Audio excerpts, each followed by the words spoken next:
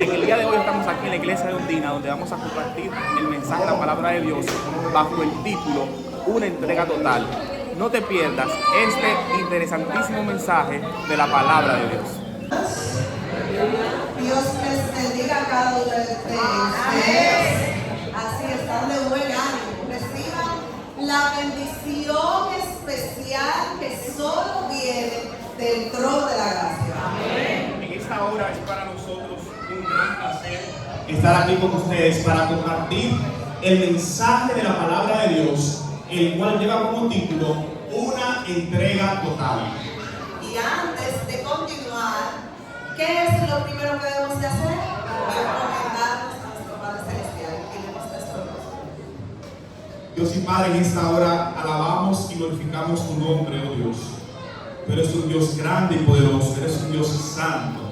Tú que estás allí sentado en tu trono alto y sublime, en esta hora rogamos para que independientemente de nuestras situaciones personales podamos tener un encuentro personal contigo. Que podamos recibir un mensaje directo desde tu presencia. Que nuestros corazones estén prestos para escuchar el mensaje que tú nos has enviado en esta hora. Lo pedimos en el nombre de Jesús. Amén. Cuenta la historia de que había un grupo de jóvenes que se encargaban de predicar, de llevar dramas, de llevar programaciones en diferentes iglesias. Ellos se reunían para cantar, orar, consagrarse y buscar al Señor. En uno de esos días, mientras estaban reunidos, una de las integrantes del grupo comenzó a recibir palabras de Dios. Y a cada uno de los jóvenes que estaba en ese momento le fue diciendo lo que ella entendía que el Espíritu Santo le iba diciendo que le dijera. Hasta que llegó donde un joven que se dedicaba a predicar la palabra de Dios, que se dedicaba en las cosas de Dios, y ella le dijo: tú eres un joven muy inteligente, pero algo te falta y es entregarte a Jesús por completo. En esta mañana vamos a estar estudiando la historia de una mujer que tuvo una entrega total a nuestro Padre Celestial. Así es. Al personaje al cual nosotros nos referimos se encuentra en el capítulo 12 del Evangelio según San Juan. Así que yo quiero que todos vayamos al Evangelio según San Juan. El cuarto Evangelio está Mateo, Marcos, Lucas. Allí el cuarto Evangelio según San Juan. Esa historia se encuentra allí en el capítulo 12. Es interesante que cuando miramos el capítulo 12 del Evangelio según San Juan, vamos a encontrar que allí está lo que es la conclusión al ministerio público de Jesús. Pero no solamente encontramos allí lo que es la conclusión al ministerio público de Jesús, sino que también allí inicia lo que es la semana de la pasión, la última semana del ministerio de Cristo. Aunque vamos a estar basándonos específicamente en el capítulo 12 del Evangelio según San Juan, también vamos a estar utilizando a manera de contexto los relatos paralelos en los evangelios sinópticos de Mateo, Marcos y Lucas. Esta historia se encuentra en los cuatro evangelios, se encuentra en Mateo 26, en Marcos 14, y también se encuentra en Lucas 7. Quiero que leamos. San Juan capítulo 12, verso 1 nos dice: 6 días antes de la Pascua, vino Jesús a Betania, donde estaba Lázaro, el que había estado muerto y a quien había resucitado de los muertos. El texto inicia diciendo que 6 días antes de la Pascua, Jesús vino a Betania. En San Juan 19:31, nos presenta que el séptimo día, el día de la Pascua, era día sábado. San Juan 19:31. De modo tal que aquí se nos está haciendo alusión a la creación. Durante el camino hacia la cruz del Calvario, Jesús dura 6 días caminando hacia el Calvario. Ahora, después que Él muere, que termina su obra en el 6.º día, día de la preparación, Jesús dice: consumado es. Y el 7.º día, es sábado. Así como en el principio Dios creó los cielos y la tierra en 6 días y descansó en el séptimo día, también cuando va a morir en la cruz del Calvario, Él dura 6 días caminando hacia el Calvario y el séptimo día es sábado. De modo tal que el texto inicia diciendo que nosotros no solamente pertenecemos a Dios porque Él nos creó, sino que también pertenecemos a Dios porque Él nos redimió a través del poder de su sangre preciosa. Es importante, algo que quiero destacar también es que Cristo muere como cordero para el sacrificio y también muere como cordero pascual. Porque Cristo muere a las 3 de la tarde, que era la hora del sacrificio vespertino, y también muere como cordero pascual dentro del contexto de la fiesta de la Pascua. Es importante también ahí en el verso 1, mis queridos hermanos, ¿a dónde era que Jesús iba dirigiéndose? Vamos a ver a dónde. A Betania. En el libro de Juan nosotros no nos especifica a la casa de quién era que iba. Para nosotros poder ver específicamente a la casa de quién era que Jesús iba, tenemos que buscar los evangelios sinópticos. Ya vemos que en Juan capítulo 12, verso 1 dice directamente que iba a Betania. Pero si vamos a Lucas, el capítulo 7, el verso 36 al 40, lo pueden ir buscando, dice que iba a la casa de un fariseo. Y ese fariseo era Simón. Pero no se queda ahí, porque en Lucas no hace referencia a las características que tenía ese fariseo. En Marcos y Mateo, Marcos capítulo 14, verso 3, y Mateo 26, 6, revela la característica de ese fariseo, y es que él era leproso. Y es importante que nosotros tengamos pendiente eso. Jesús fue a Betania, a la casa de un fariseo que era Simón y que era leproso. El texto continúa diciendo que Lázaro, que había muerto y que había sido resucitado, se encontraba allí. Avanzando en el versículo 2 nos dice: e hicieron allí una cena. Marta servía y Lázaro era uno de los que estaban allí sentados a la mesa con él. Esa cena se efectuó específicamente un sábado de la noche, que es cuando inicia el primer día de la semana. Simón organizó esta fiesta como un acto de agradecimiento a Jesús por él haber efectuado un milagro en su vida y sanarlo de la lepra. El texto también vuelve a recalcar la presencia de Lázaro allí en este evento. De modo tal que aquí encontramos a 2 personajes a los cuales, número 1, Dios a uno lo sanó de la lepra y a otro lo levantó de los muertos. De modo tal que aquí hay 2 personas que son evidencias poderosas del gran poder de nuestro Dios. Amén. Y con esas evidencias claras, muchas veces nuestra mente solamente se remonta a los tiempos pasados. Y olvidamos que el mismo Dios que en el pasado hizo milagros es el mismo Dios al que nosotros le servimos hoy. ¿Cuántos dicen amén? Amén. Si usted está padeciendo una enfermedad, si tiene algún problema en la columna, en el riñón, en los pulmones, en la tiroides, donde quiera que sea su problema, ese mismo Dios, de igual forma como sanó a Simón de la lepra, te puede sanar, mi querido hermano. Amén. Solamente tienes que creer en el poder de Jesús. Amén. Porque lo que pasa es que nosotros somos incrédulos. Le pedimos tanto a Dios y entonces buscamos una segunda opción. Y no digo con esto de ir a los médicos, no hay que ir a los médicos, hay que hacer todo esto porque Dios ha dado la sabiduría. Pero hay que pedirle a Dios con fe, teniendo la confianza de que Él hará. Amén. Yo quiero que usted le diga al que está a su lado: recibe sanidad en el nombre de Jesús.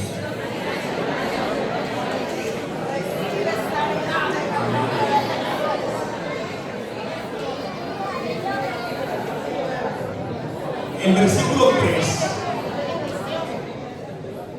el verso 3, ahí aparece un personaje bien interesante y yo quiero que veamos el personaje que entra en escena. Verso 3 del capítulo 12 de San Juan. Entonces María tomó una libra de perfume de nardo puro, de mucho valor, y ungió los pies de Jesús, y los enjugó con sus cabellos, y la casa se llenó del olor del perfume. ¿Quién es esta mujer? Podemos hacerle la pregunta. De hecho, en una lección de escuela sabática, unos decían de un lado que era una mujer, otro que era otra mujer. ¿Quién es esta mujer y de forma específica qué María es esta? Cuando nosotros vamos al Nuevo Testamento, vamos a encontrar que en todo el Nuevo Testamento aparecen 8 mujeres cuyo nombre es María. La primera que aparece es María, la madre de Jesús. En Mateo capítulo 1, verso 18, podemos encontrar a esta María. La segunda María la encontramos en Mateo 27:56, que es María, la madre de Santiago y de José.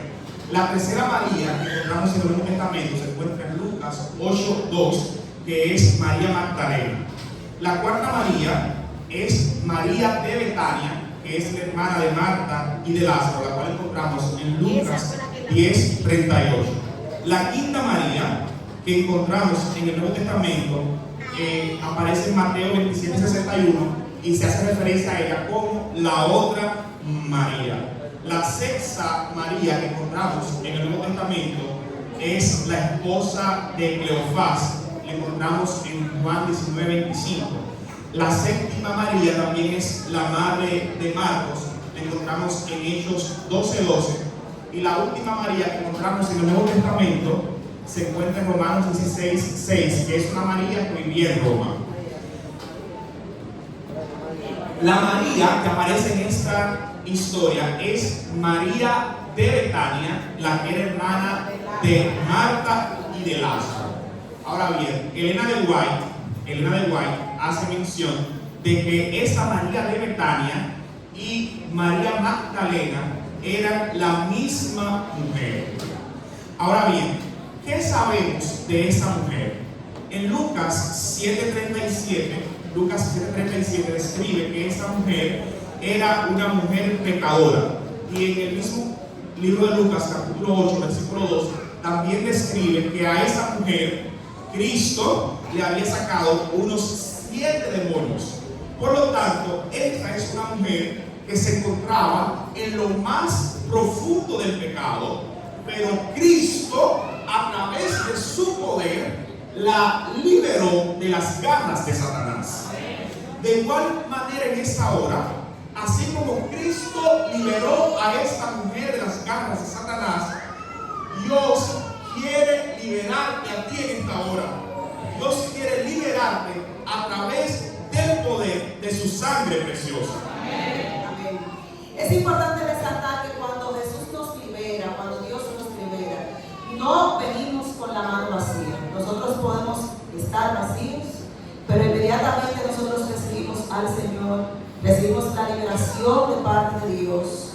¿Cómo estamos? Llenos. Porque Jesús lo llena todo, Jesús llena todos los espacios. En esta mujer es importante resaltar que ella no vino a Jesús con las manos vacías. Ella vino con un perfume y un perfume de gran precio. Ella entregó a Jesús el todo. Es importante resaltar que Mateo hace referencia al costo del perfume y que equivalía un denario a un día de trabajo. Si nosotros podemos calcular, prácticamente era un año de trabajo lo que costaba aquel perfume. Pero, ¿quién que trabaja cobra 10,000 pesos, los 10,000 pesos lo paga completo? No. Entonces, si nos ponemos a hablar de ahorros y de todo lo que significaba esto, estaríamos hablando que esta mujer empleó en este perfume todos los ahorros de su vida para darlo al Maestro. Ella se mantuvo a los pies de Cristo Jesús y entregó el todo de su ser. Así es. El perfume tenía un valor de más de 300 denarios. Y un denario era equivalente a un día de trabajo. Estamos hablando de que entregó una cantidad alta de dinero al Señor. Estamos hablando de que eso representaba los ahorros posibles de una persona promedio probablemente de toda su vida. Pero esta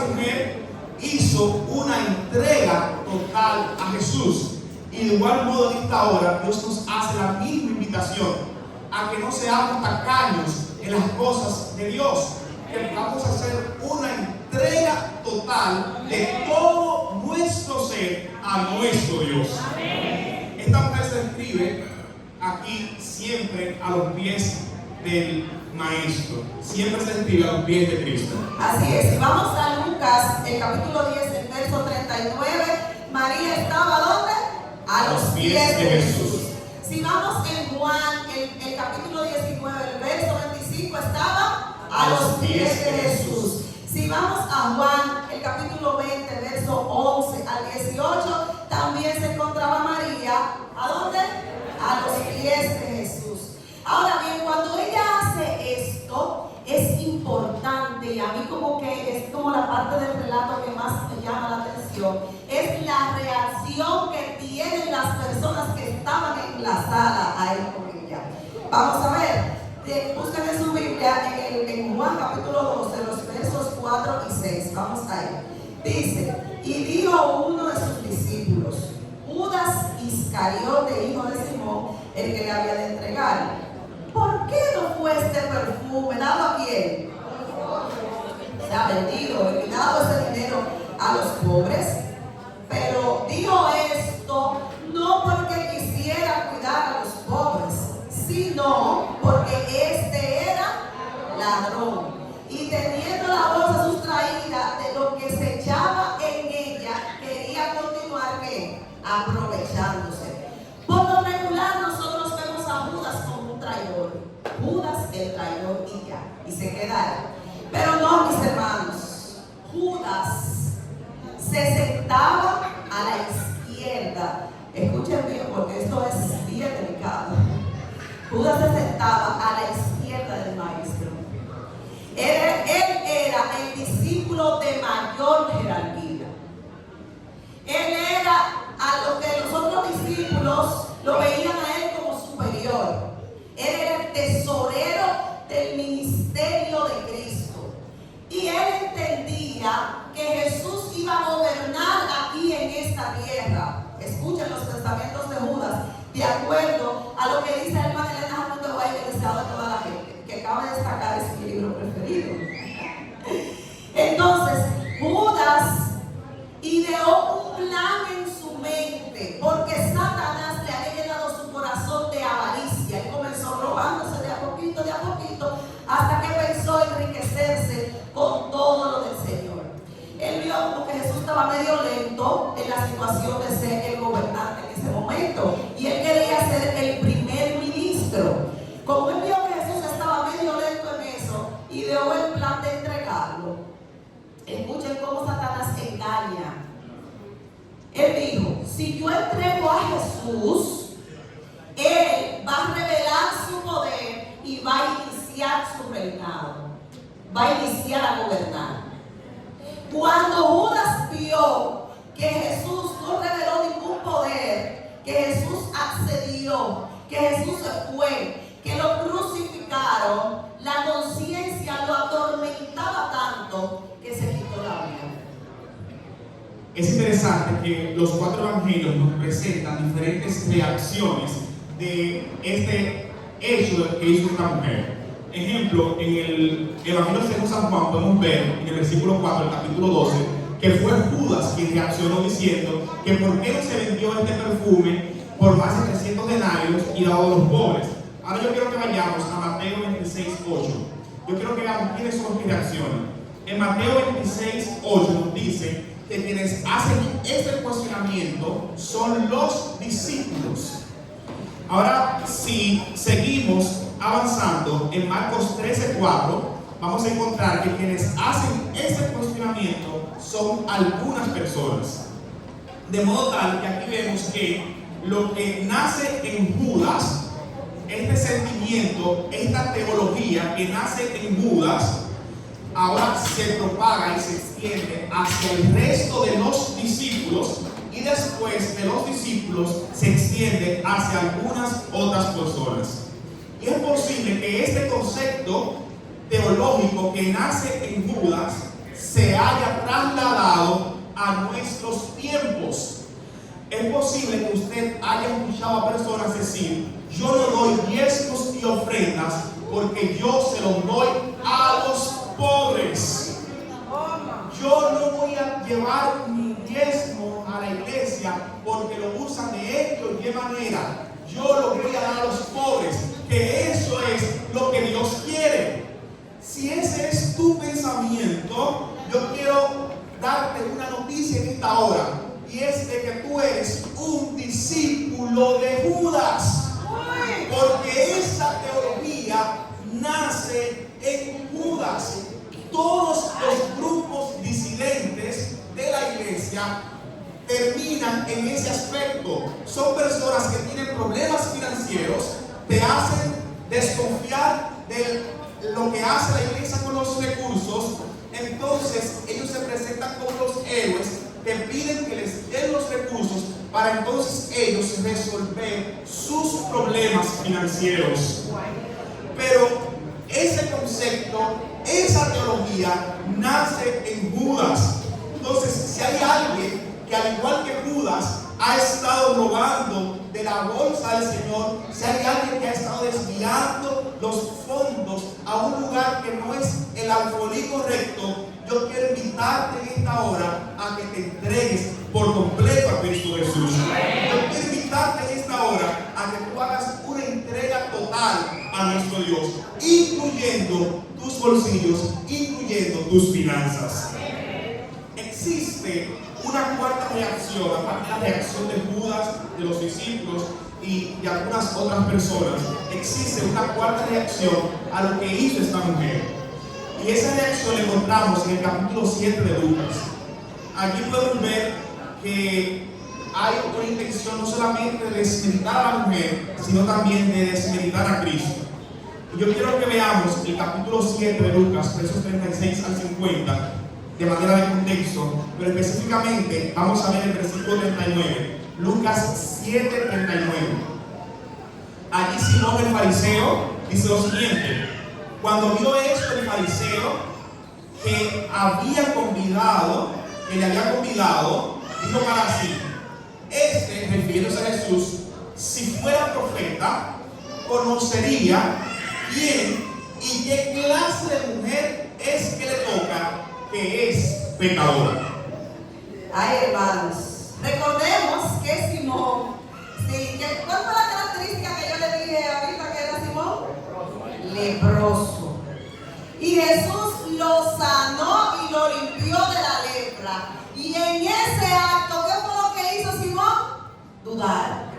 Pero si él verdaderamente fuera profeta, sabría que esa mujer es una pecadora. Pero Jesús ya lo había sanado. Señores, y si vamos a estudiar más, y si estudiamos más a fondo, nos damos cuenta que Simón era tío de esa María. Y si estudiamos mucho más en el espíritu de profecía, nos damos cuenta que el que la indujo a pecar, el que la llevó a pecar, era él. Mientras Simón, que la había inducido en el pecado, la estaba atacando, siendo que él había recibido sanidad de ese mismo Jesús, siendo que Simón estaba atacando a esa mujer que él fue que la llevó a pecar, Jesús hacía todo lo contrario. Jesús le ofrecía el ¿qué? Perdón. Jesús le ofrecía a ella también la liberación, porque todos nosotros, no importa lo que hayamos hecho, tenemos la facilidad de estar a los pies de Cristo Jesús. En esta hora no importa lo que tú hiciste anteriormente, no importa. Sí, lo que tú hiciste en el pasado no importa. Lo único que tú necesitas saber en esta hora es que el perdón de Jesús es suficiente. El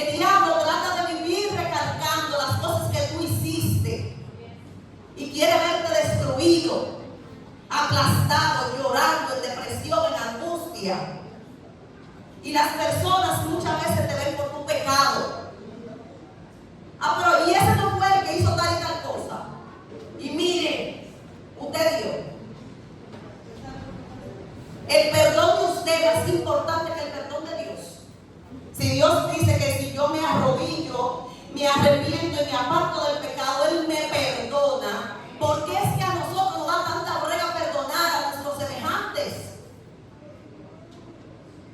En esta hora,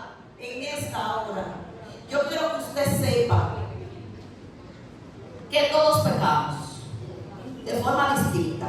Los pecados no son ni grandes, ni chiquitos, ni rojos, ni verdes, todos son pecados. Y Dios es suficiente, la sangre de Cristo es suficiente para perdonarnos a todos. Y lo quiero volver a repetir. La sangre de Cristo Jesús es suficiente. El texto continúa diciendo, versos 7, verso 8 del capítulo 12. Entonces Jesús dijo: para el día de mi sepultura ha guardado esto, porque a los pobres siempre lo tendréis con nosotros, mas a mí no siempre me tendréis.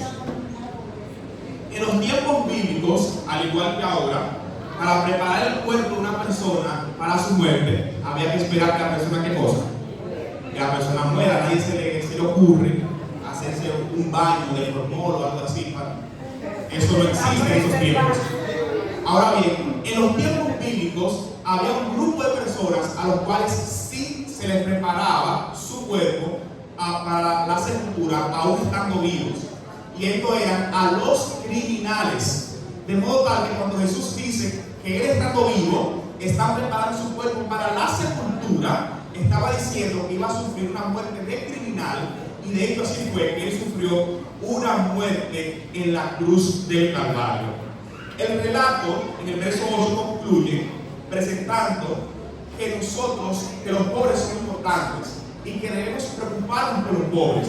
Pero el texto hace mención de algo, y es que Dios, escuche bien, Dios es más importante que los pobres. En Consejos sobre Mayordomía Cristiana encontramos la siguiente declaración, la cual nos dice: es peligro retener como propia la parte que le pertenece a Dios. Dios no requiere menos de nosotros que lo que exigía a su pueblo en la antigüedad. Todo bien que recibimos y que disfrutamos es el resultado de la benevolencia y la bendición divina. Amén, amén. Ya para concluir, mis queridos hermanos, porque todo lo que inicia debe terminar, quiero compartir con ustedes un relato, y es el de Sofía. Sofía era una persona que vivía muy ansiosa y angustiada. Ella quería controlarlo todo, hacerlo todo, brincar, saltar, y eso estaba desgastándola. Ella iba a la iglesia, creía en Dios, pero a pesar de creer en Dios, ella sentía que no podía más. Estaba cansada, estresada, hasta que llegó un momento que en una oración ella le habló con Dios y le dijo: yo estoy cansada, Señor, ya no aguanto más la situación por la que estoy pasando, voy a morir si continúo así. Ella sintió que una voz le dijo: deja todo en mis manos, yo estoy contigo. Ella escribió una carta en donde le decía al Señor que ella le entregaba todo y que ella sabía que no era suficiente. Ella entendía que dependía de Él y la llevó al correo, simbólicamente la llevó al correo. Y cuenta la historia que ahí ella sintió cómo todas sus penas y cómo todo se fue liberando. Comenta que su cambio no fue de la noche a la mañana, pero que cada vez que ella sentía que venía algún pensamiento perturbador, alguna situación que ella quería controlar, entonces pensaba en ese momento y le daba la oportunidad a Dios de que tomara el control de la situación. Creo que el momento es propicio para que cada uno de nosotros podamos entregar a Dios nuestros corazones, que podamos entregar a Dios todo lo que somos, que podamos entregar a Dios nuestras vidas. Ese momento de nosotros hacer una entrega total a Dios, ese momento de entregar nuestras finanzas, ese momento de entregar nuestras enfermedades, de entregar aquellas cosas que tal vez son negativas, entregar nuestro egoísmo, entregar nuestro amor propio, entregar ese deseo que tenemos quizás de recibir la gloria de hombres, que entreguemos a Dios todo cuanto somos, porque Él merece que cada uno de nosotros hagamos una entrega total a nuestro Dios. Es cierto, en la historia nosotros podemos resaltar 6 personajes. Tenemos a Simón. Simón había sido sanado de la lepra, limpiado de la misma, no tenía ningún rasgo de esa enfermedad, pero fue incrédulo, dudó de Dios, dudó de Jesús. Vemos también a Lázaro. Lázaro fue resucitado de los muertos. Y cuando Jesús estaba ahí en ese momento, él estaba sentado, no hizo absolutamente nada. Vemos a Judas. Judas, el discípulo mayor, pero que también fue un traidor y un ladrón. ¿De qué forma Satanás entró en su vida? Vemos a los discípulos como seguidores, como caballos con dos cabretos que solamente miran hacia el frente. Los discípulos no pensaron, sino que solamente se llevaron de lo que Judas estaba diciendo y continuaron diciendo las mismas palabras que Judas. Y vemos a una mujer, María Magdalena, a la cual no se le había sanado de una enfermedad física, pero la misma hizo una entrega total a Cristo Jesús. Así es. Hay una última lección que queremos destacar y es el contraste entre Simón y Lázaro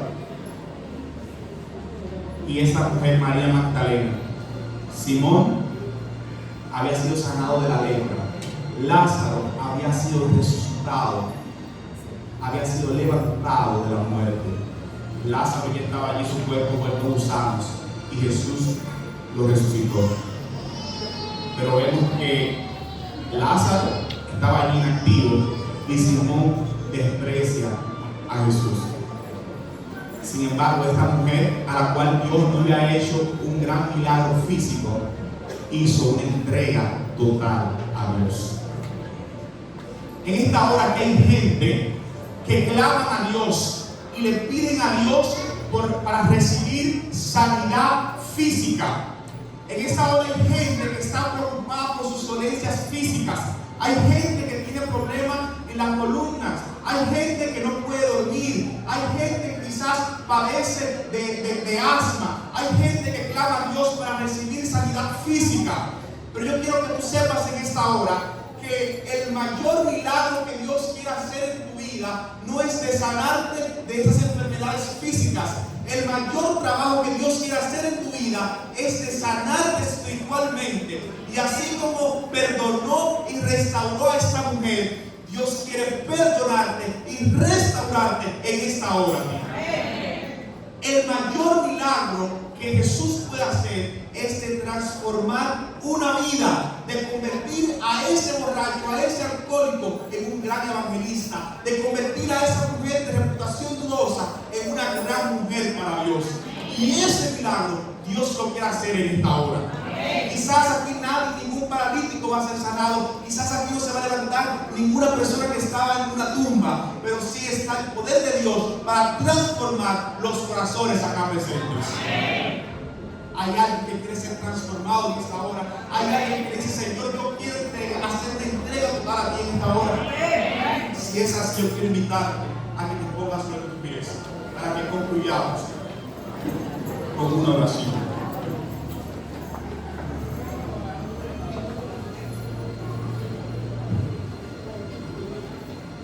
Nuestro Dios y Padre,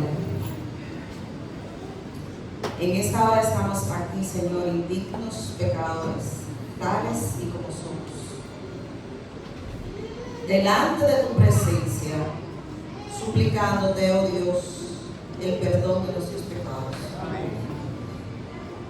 Señor, sabemos que pensamos mal, hablamos mal, miramos cosas que no debemos ver, le colocamos la mano a cosas que no debemos de colocársela y quizás vayamos a lugares que no debemos de ir.